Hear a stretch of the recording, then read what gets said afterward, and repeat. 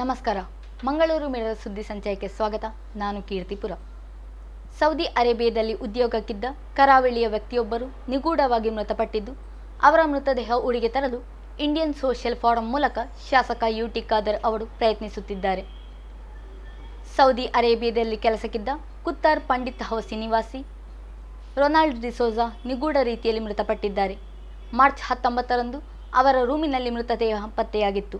ಅಂದು ಕುಟುಂಬ ಸದಸ್ಯರ ಜೊತೆ ವಿಡಿಯೋ ಸಂಭಾಷಣೆ ನೀಡಿದ್ದ ರೊನಾಲ್ಡ್ ರಾತ್ರಿ ವೇಳೆ ಕರೆ ಸ್ವೀಕರಿಸಿರಲಿಲ್ಲ.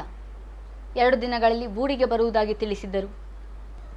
ಅವರ ಸಾವಿನ ಕುರಿತು ಮಾರ್ಚ್ 21ರಂದು ಮುಂಬೈ ಖಾಸಗಿ ಏಜೆನ್ಸಿ ಮೂಲಕ ಅವರ ಕುಟುಂಬ ಸದಸ್ಯರಿಗೆ ಗೊತ್ತಾಗಿದೆ.